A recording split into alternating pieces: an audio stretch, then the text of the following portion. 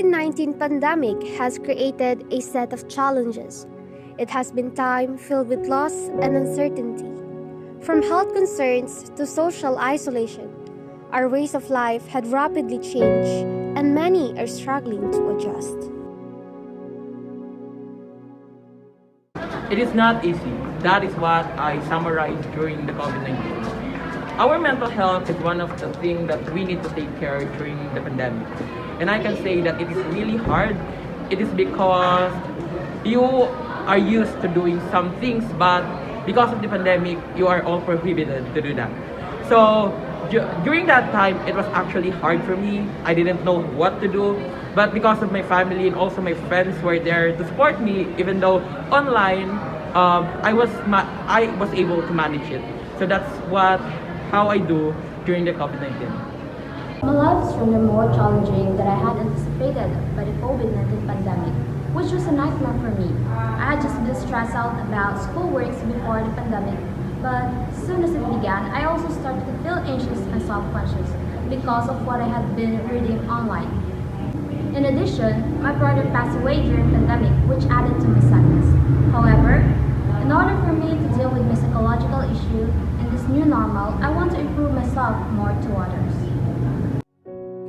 The COVID-19 pandemic had a very detrimental effect on mental health, leading to depression, anxiety, severe stress, and high suicidal tendencies in the general population all over the world. At this time of pandemic, as a student, I would love to hear an encouraging message for me to be able to be inspired to keep going no matter what happens. And as a student of Notre Dame RBM College of Cotabato, I would like to give an encouragement message to my fellow classmates. And that is, you're all part of something far bigger than yourself. No one of us will be prevented from becoming who we wanted to be in the future by a worldwide pandemic. Give everything you have, never give up, and maintain your positivity, strength, health, and faith. At this moment, I want to hear supportive words and advice from my loved ones.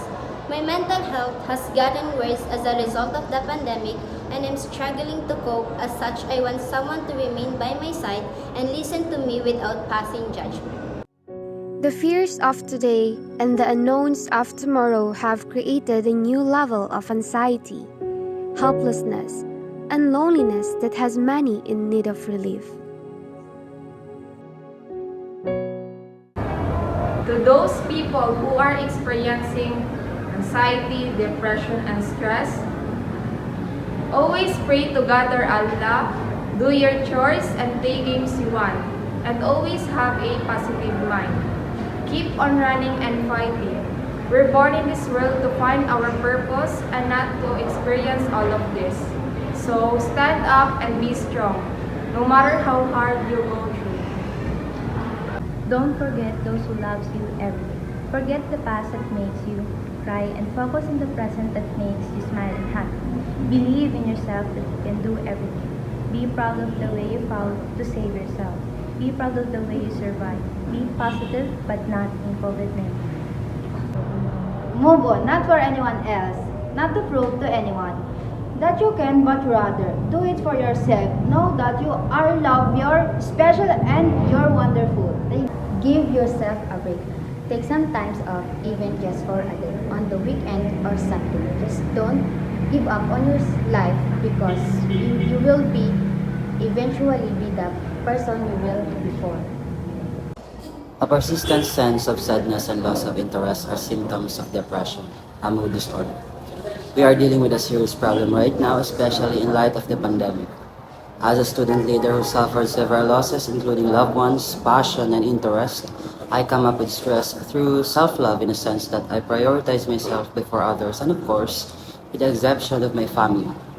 Nevertheless, keeping that in mind, I occasionally ride my bike and visit locations where I can be alone, including mountains, baywalks, and numerous other locations. I also tried a variety of recreation activities where I could pass the time, including reading, painting, and drawing. However, there are times when, despite our best efforts, we are still unable to calm down. In these circumstances, praying is the most crucial thing I can do to calm my heart and mind. Lastly, having someone to talk to may also aid us in overcoming stress.